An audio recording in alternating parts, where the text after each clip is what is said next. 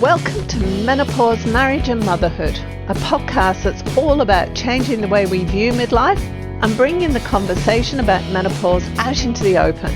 Each week we share stories, experiences and inspiration. We talk to experts on how to best navigate this time of life and find out how other people have not only survived but thrived through this time. I'm your host, Karen O'Connor. I'm here today again with Ryan O'Connor. Welcome. Hi. And we're going to talk today about moral obligations in arguments. Because I had an incident a few weeks ago where I want to be a stand for something and I want to say this is my opinion.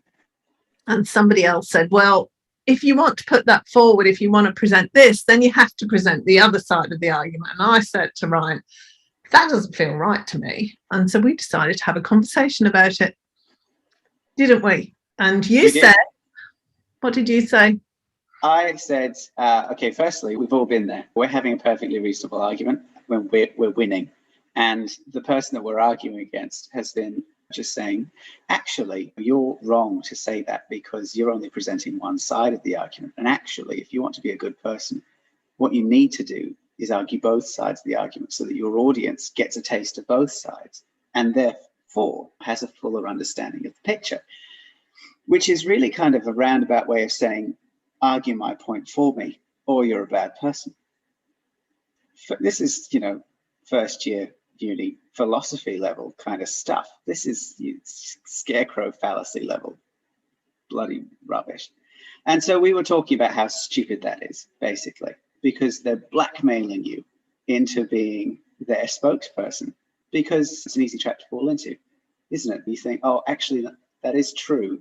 People do say you need to understand like the full breadth of a topic in order to make up your mind about it. And therefore, if I want to present the view in a way that my audience is able to make their own conclusion, then I need to present both sides of the argument, which kind of forgets two things.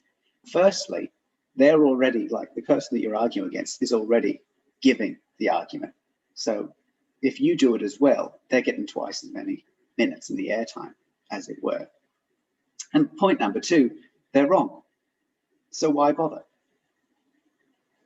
And we were talking about the moral obligation there, because if you go down that level of kind of thinking, eventually you're going to come to the conclusion somewhere along the lines that no one's able to give anyone's opinions, because none of us really know anything.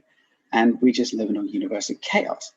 So the moral obligation, we were saying, is not to present any kind of facts, but to present, in the end, your method by which you came to the conclusion, not necessarily the evidence that you used to get there. Does that make sense? It does make sense. I mean, where I was going to go with it before you said that last bit, and that was why I went quiet, was it's what it did to me when that was said to me was it took away all my power, because it made me go, oh, well, am I wrong to think that I can do this? I just want to say what I think. It's an opinion. It's an opinion. That's all it is. It's not the truth. I never put what I say as the truth. This is my opinion.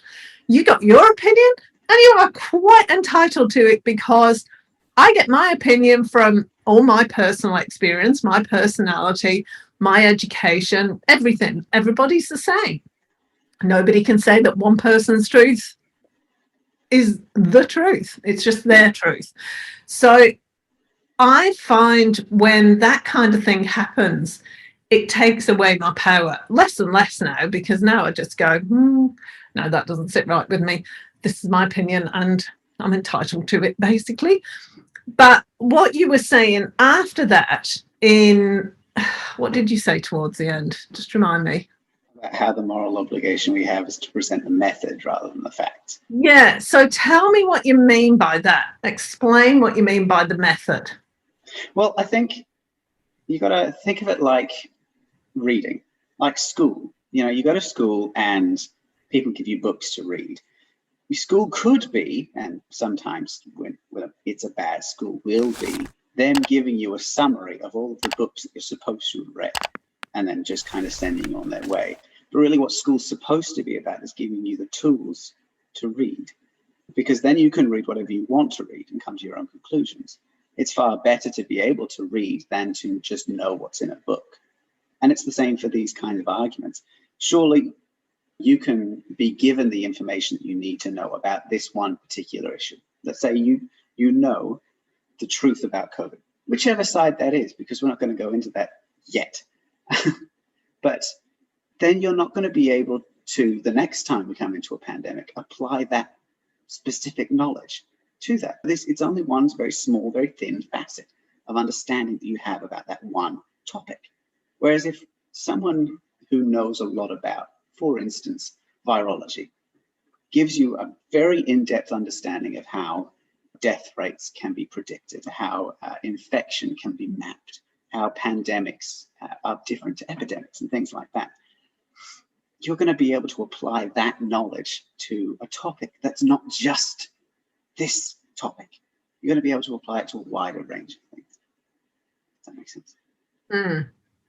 That's the kind of thing. And that's a very thin example. So let me give you another one. The argument that we've got isn't really about COVID. Shock and horror, audience, I know. What it's about is credulity. It's about being able to go onto a platform and listen to someone speak and either believe them wholeheartedly, completely disregard what they're saying, or think for yourself.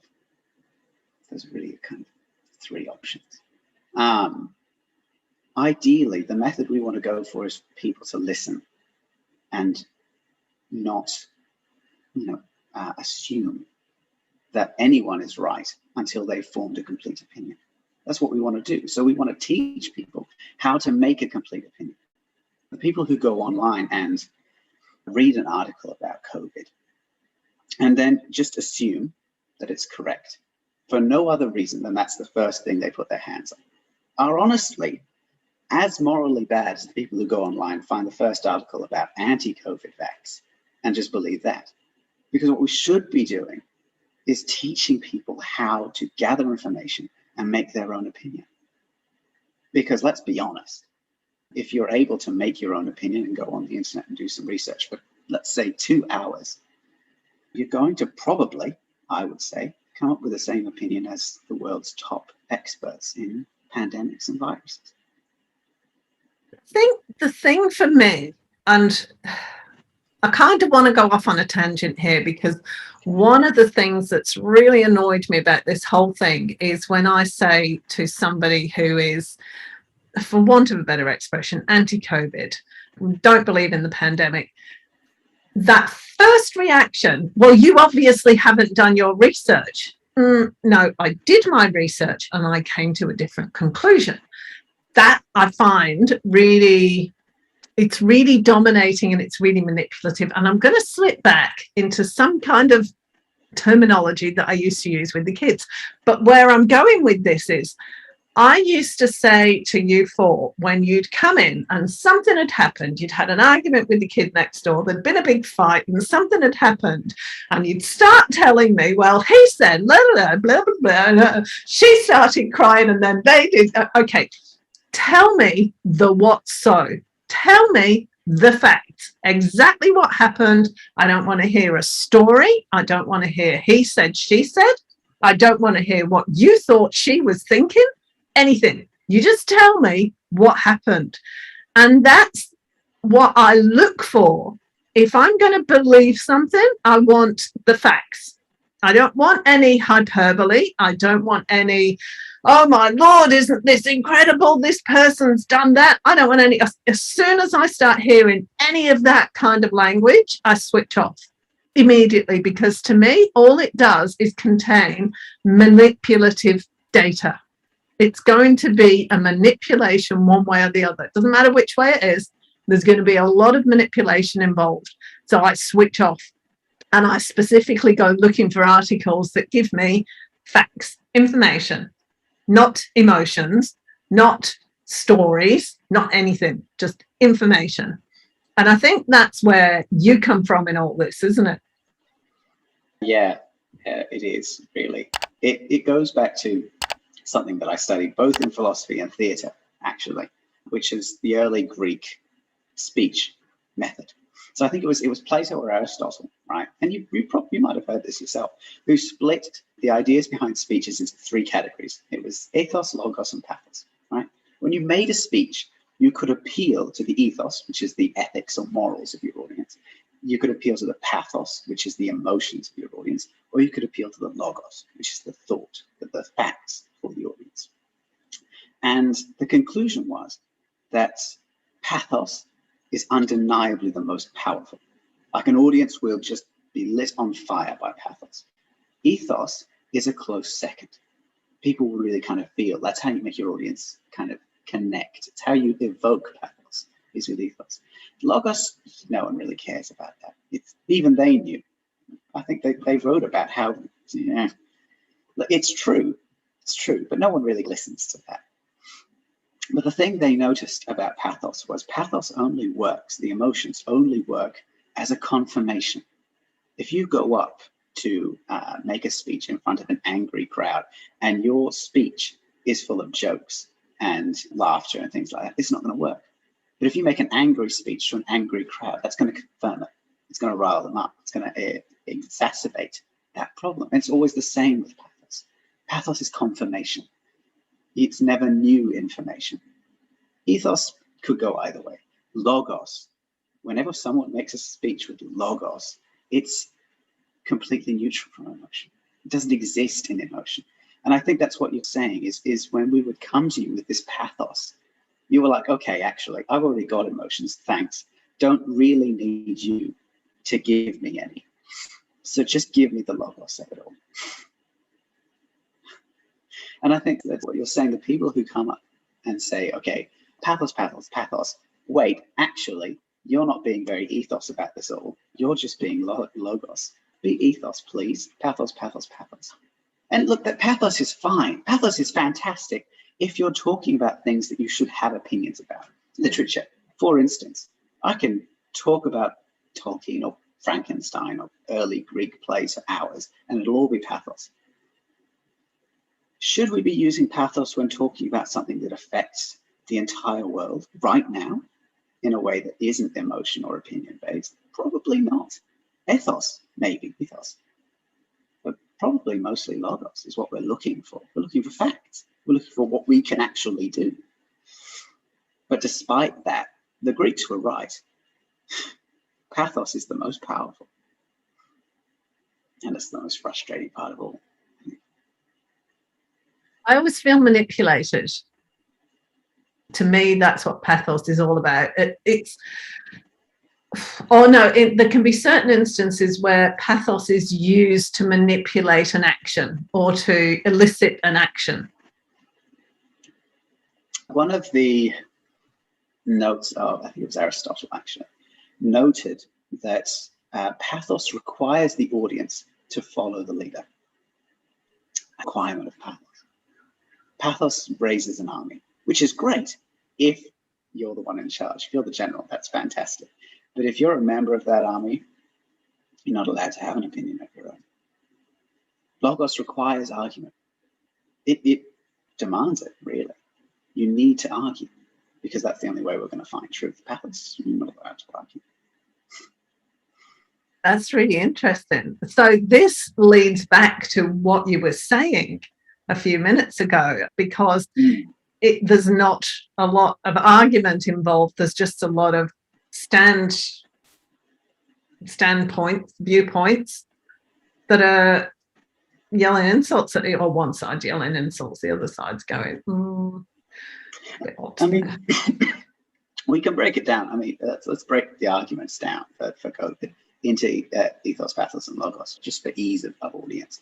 Because the pathos arguments are, it makes me feel this. That's the easiest way to tell. I feel trapped in lockdown. Great, that's a pathos argument. I feel like this is all made up. I feel like it's divided the world. I feel like nothing has really ever changed and we're being controlled by a lizard population at the very top of society.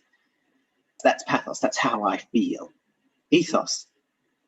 This is right and this is wrong. It is wrong that we are doing this. It is right that we should do this. Those are the ethos arguments. It is wrong that we should be put into lockdown. That is an ethos argument. But if it goes, it is wrong to put us into lockdown because I feel bad about it, that's a way of using ethos to tell a pathos story. It is wrong to put us into lockdown because it's massively impacting on the mental health of an entire population. That is an ethos argument. But it's also an ethos argument to say, I think the mental health of a population is less important than the lives of that population. That's where the ethos problem really comes. And that's why ethos doesn't really last too long, because it's all about, I think this is more important than this. And everyone's got their own opinions. It's all opinions. Logos arguments. Okay, we have proven through research that this works with a very, very slim chance of someone dying. Very, very slim chance. We have proven that this trend is going to happen. We have proven this. Here is our evidence. We could be wrong, but we don't think we are. That's logos, you know. So how does this go back to, I've forgotten where I was going. I've done 13,000 steps today. Can you tell? I'm just a bit tired. So yeah, we'll bring it back around. So the argument you were saying, you have a person who you're interfacing with who says, I have the right to an opinion. Correct. You do have the right to an opinion. I have the right to express that opinion in a way that means that you can't argue against me. Incorrect. Because you also have the right to an opinion. Everyone's got their own right to an opinion. You see how this works? Especially people who say freedom of speech, audience, I think tend not to realize that freedom of speech only really applies to the government stopping you from speaking. Private citizens are allowed to stop you from speaking. It's actually encouraged, generally speaking, because the silent population is better for everyone. So their argument, which is that I have this information and I have the right to express it, that's a good one. Sure, they do have the right to express it. You also have the right to say, no, I think you're wrong. And if they're speaking out of a place of pathos, you get to reply from a place of pathos. The most frustrating thing is, listeners, is that logos doesn't work against pathos. Sorry. It's like paper, scissors, rock, really. Pathos works against logos. Logos works against ethos, and ethos works against pathos. That's just a fun little side note if you're ever thinking of going into debating. So going back to what we were saying about forming opinions, I think is probably what we ought to tie this back into. Okay. As we were saying, everyone, you have an imperative to learn. I was reading an article or a book actually the other day about how children are taught to not ask the right questions in school because, you know, 3-year-old, you work with 3-year-olds. Why? Constant. But when we get to school, we stop asking why. It doesn't become a natural question anymore. We don't ask the why or how. We're just taught to only ask specific questions or questions that are specific to the subject that we're being taught, or the particular part of that subject that we're being taught at that particular time. We're not allowed to question beyond that. And I don't know where I was going with this, but something else has just occurred to me. One thing that I find very interesting in all this, if we're talking about COVID, is the way people are dismissing experts, just completely dismissing them. Hello, this person's gone to university for probably 7 years, and they've been working in that field for probably 30 years. And you're telling them that you disagree with them because you went on the internet and saw a video by someone pretending to be a doctor or whatever. Could be a doctor, I don't know, one person. And you're dismissing all of these other people's experience and viewpoints. I find that really interesting, that I wonder where that ties in with what we're talking about now, and going on to the questions as well, moving on to the fact that we're taught not to ask questions. I wonder how that ties in with it too.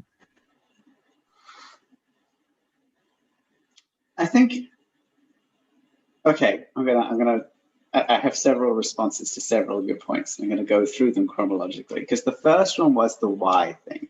I think that's really interesting, because I do, like when I do work, which has not been often in the last 18 months, I do interface a lot with small children under the age of 5, and they do say why a lot. And it's because I think why is a shortcut for them. What they mean is, give me more information. They want to press that button, it's a big red button labeled why, give me more information.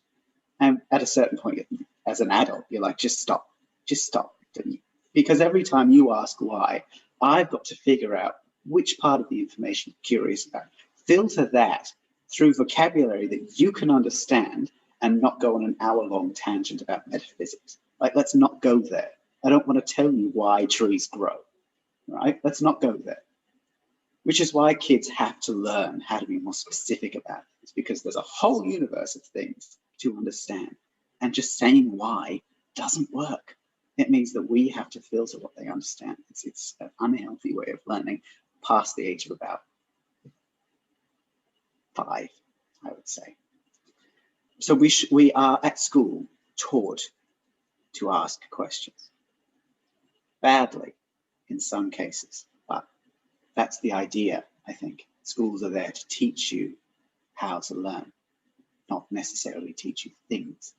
And in my experience, university taught me how to learn rather than school, but that's a whole other topic of conversation.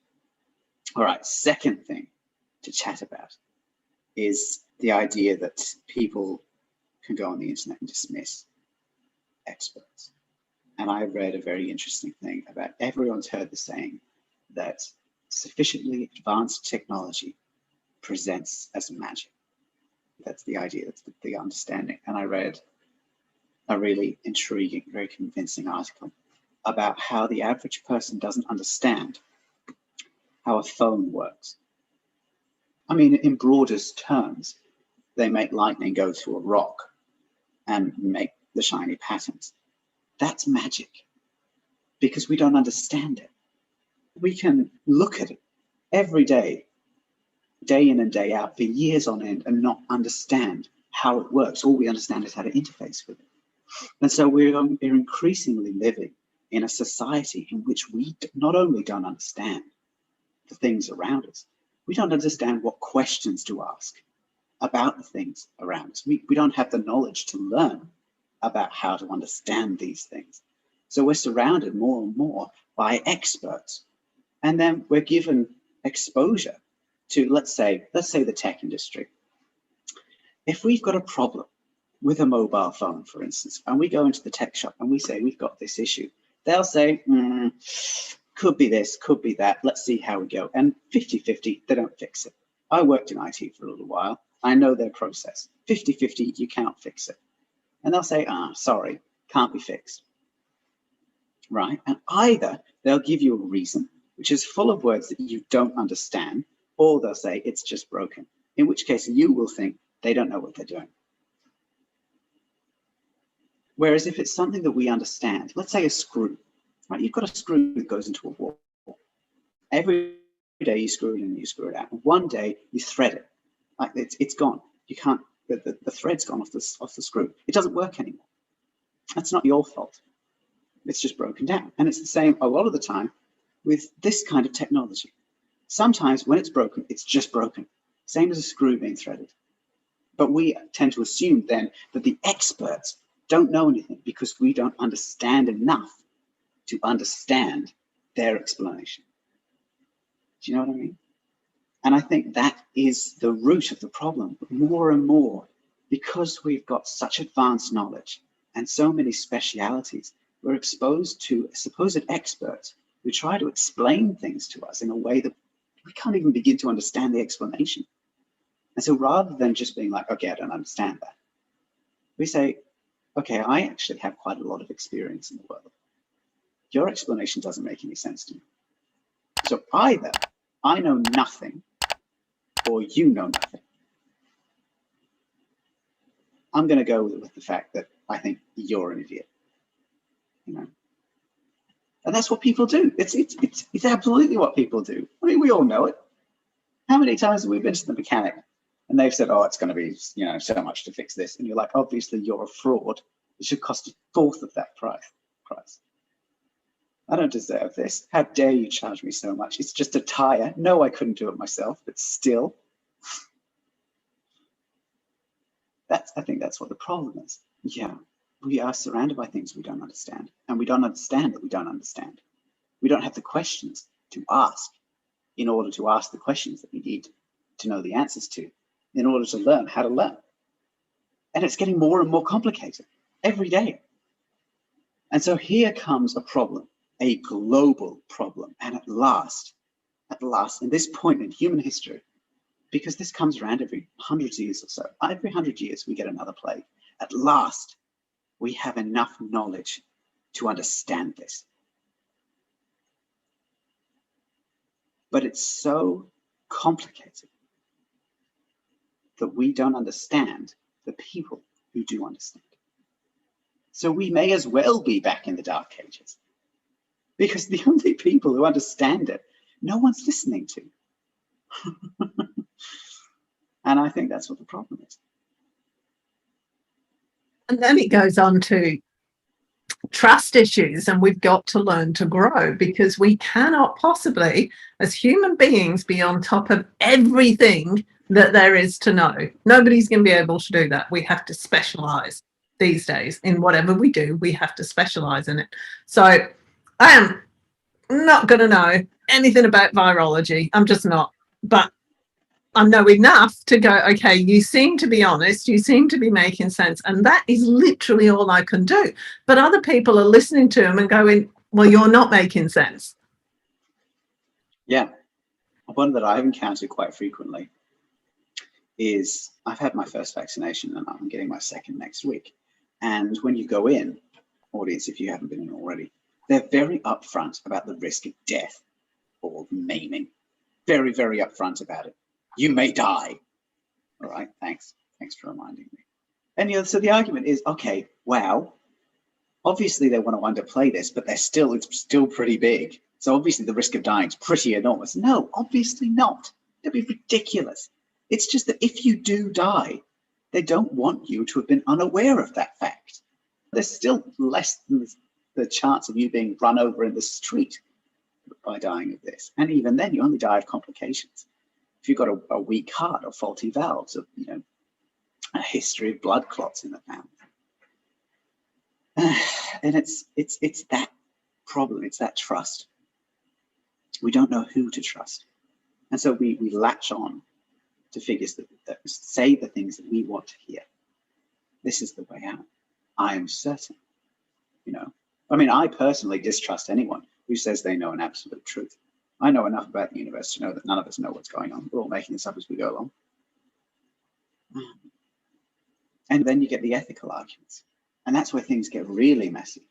Because some people do say, let the population know. The death toll is something like 3%. It's not that high. Just let everyone out. On the other hand, is 3% of the population worth it? See, that's a good point, because we talk about deaths on the road and we're all trying to get down to 0 deaths on the road. What level of deaths on the road would then be acceptable? It's interesting, isn't it? Because that's the argument that I hold.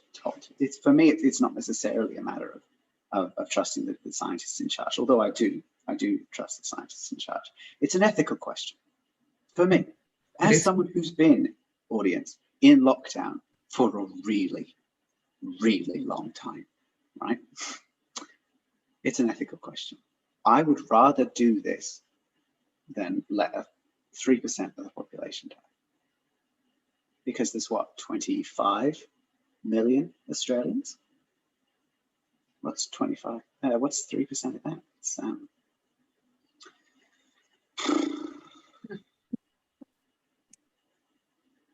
bit under 1 million. maybe. 750,000. Is it? Yeah, it is. Thanks. God. You're right. It is 750,000. That's a lot. 750,000 is a lot of people. That is a lot. If you think about it from the viewpoint of, okay, if we spread that over 2 years, so that's 375,000. You don't trust me, do you? You're just working it out on your phone, aren't you? No, I've got another point, but I need an accurate piece of information. I am listening. I am listening. We spread that out over 2 years, and we had 375,000 deaths a year on the road. Yeah. It'd be terrible. If we got that figure right, that seemed really high.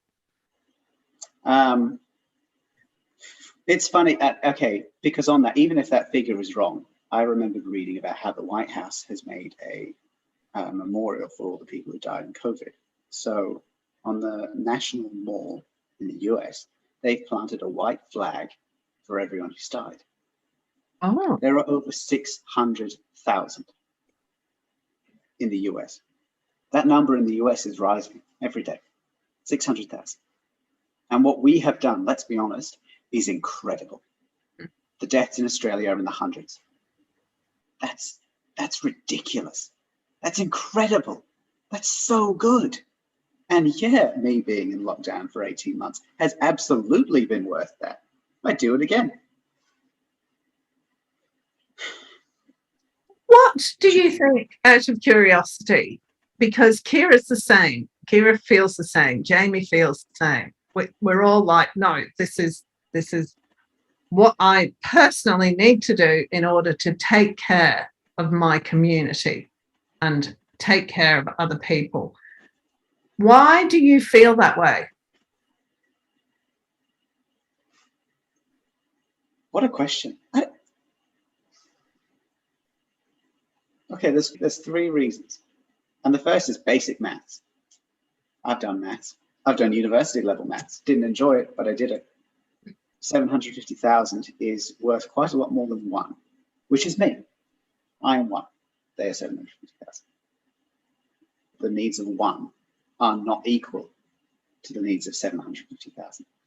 The second is I have been wrong several times. I know, shocking. Which means that I cannot be certain, not truly certain, of any decision I've made. That's the thing. And when I say wrong, I mean I've done things acting on evidence that should be believable, and by freak chance and weirdest coincidence, suffered because I was absolutely and unequivocally wrong. Like that, and that happens sometimes. Sometimes you can do everything right and still be wrong. And so that's happened to me enough to know that I can't be certain, not truly certain about anything. And in that case, I need to be aware that my needs and what I think aren't the most important thing in the universe. Because at any moment, I could be wrong. So I've, generally speaking, put the needs of the many before the needs of the few, mathematically and ethically. And then the third reason is, of course, that we have evidence of what happens to a population. We've seen what happens in America, you know, over the last 18 months, 2 years. We saw what happened over there. Would I inflict that on my community? Mm-mm. They had a riot that went into the Capitol. Did everyone forget that? They had a riot that went into the Capitol. That's a first in their history, and they had a civil war. That's pretty terrible. And it was about a lot of stuff. But a lot of it was about this, about COVID, about what it's done to a population. It's made us angry. It's divided us. And it's highlighted what you were saying before about us believing people, having trust in people, having faith in people. Because it's all very well and good to have faith in people when it doesn't affect us. But for me, I tend to ask myself, is a belief that I hold and then discard in times of need something that I really have? You know, I think of these things as a kind of test, as a judge of character. And I think it's the same for all of us, all four of us. Keely as well. Yeah, I think for us all, it's easier because we look at the decisions to lock down and the decisions to close the border, and we all go, yep, ethically, morally, that's what I'd do. So we're okay with it. Yeah. And I think it also helps that we all know how to gather the information necessary to make those decisions.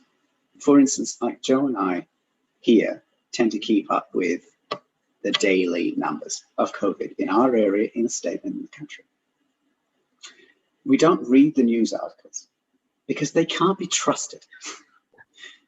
They give you opinions. They do give you opinions. I don't want opinions. I want numbers. Give me numbers. Because I know that if I read the numbers and the numbers say no change from yesterday, and yesterday was 4 cases, I'm like, okay, shaky ground, that could change at any time. But if the numbers have been the same over a week, I know enough about maths to go, okay, we're fairly safe. If the numbers have been 0 for a month, we can live large normally. We had 600 cases in Victoria overnight. And that's up, I think, 50 cases from the night before. That is not safe.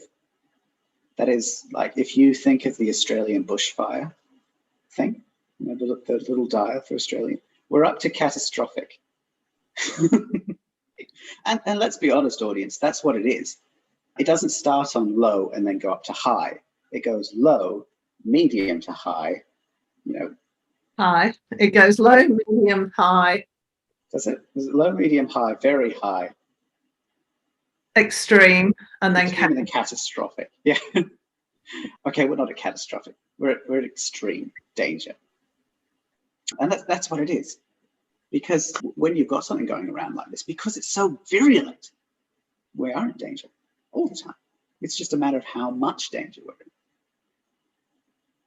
in. Yeah.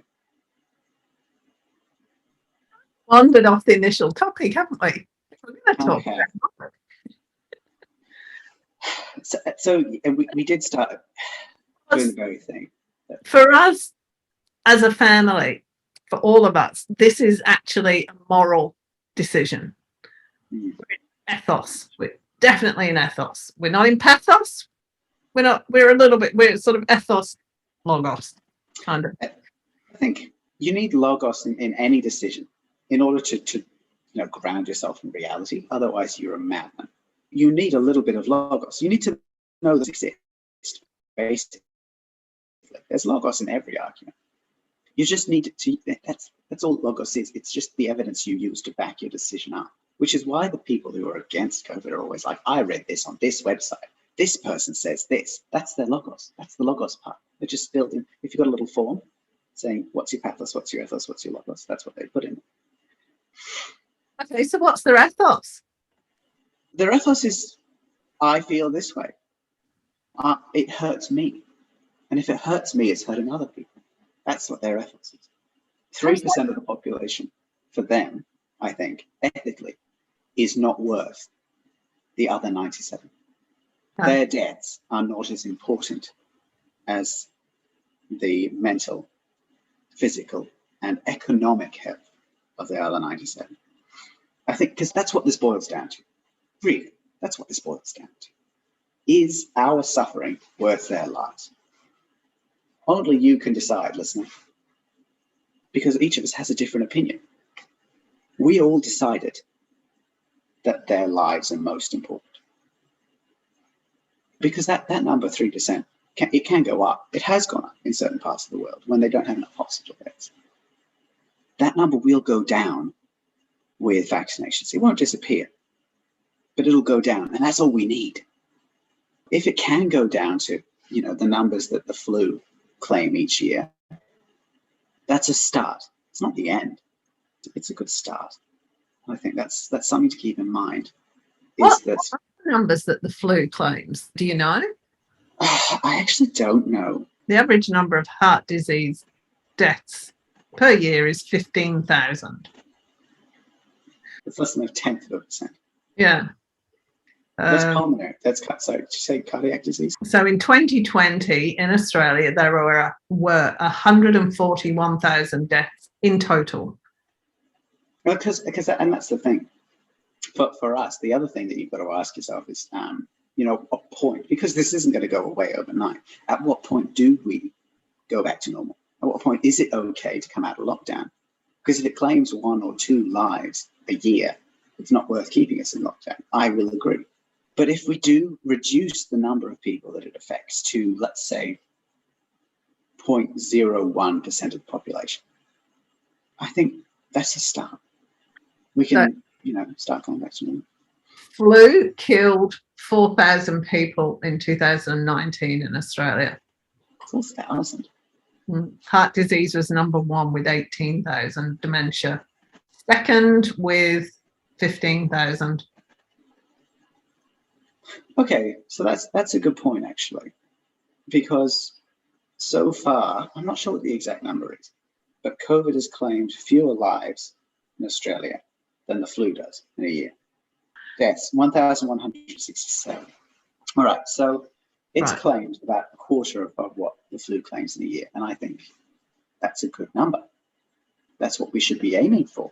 If we were out of lockdown, that would be an okay number. I'm okay with staying in lockdown to stop that from turning into 750,000 people. That's just me. That's just my opinion. Should we bring it back to the original point before we wrap up? Because, listener, you will encounter people who are arguing against all this COVID information, or against the vaccinations, against listening to people in charge, against lockdown. And they will say things like, this makes me feel this way. You have a moral obligation to do this. And you shouldn't be stopping me from speaking, because I have the right to an opinion. And also you should present both sides of the argument, because that way you can be most fair to your listener, who has to take in all the information possible. All right. You can hear, now that you can recognize them, the pathos and the ethos in that argument, right? It's no logos. Ideally, you want a little bit of logos. Assume, I say, that your audience has the ability to find information for themselves. Everyone's an individual. We all have the internet. You can go out and frolic amongst the meadows of Reddit chat boards as much as you like. They can find the information for themselves. I think you have an obligation to say, this is how I came to this conclusion. This is what I listened to. This is my ethical standpoint. I think these deaths are not worth this suffering. Or I think we should do this because of this. Because just saying, this is what I think, is useless. No one cares. You need to say, this is how I think. Because then other people will learn to ask the questions they were never taught how to ask. I think that's a good conclusion. We've tied it all together. We have. And we've also covered how we came to the conclusion by that big meander that we went on. Yeah, we did. Thank you, Ryan. Very welcome. Thank you for letting me ramble incoherently for 45 minutes. And actually, in one of these conversations, I'm going to talk to you about your writing and how you write and how you come up with those ideas as well, because Ryan's written several plays, some of which have won awards. He's also written how many books? Just the one book. I've written a couple dozen plays, but just the one book. Right, okay. And a volume of poetry coming out soon. And a volume of poetry. And he does maps and character stuff, Dungeons and Dragons. The stuff that he puts out is a wide range of things, but this book is deep science fiction with a lot of creativity in there. So it'd be good to chat about that one day, next time, maybe. Yeah, I mean, I wrote 120,000 words, and I'd love to chat about it sometimes. He wrote 120,000 words between me and you because him and his brother were having a competition to see who could write the most words in a day. And it was rather an unfair competition because Ryan's writing a creative book, whereas Jamie has to do research. It's an academic publication. Yeah. I don't know. That's how you win an argument, listener, is by making the competition, biased in your favor. Tee. All right. Thanks, gorgeous. You're very welcome. I'll chat to you soon.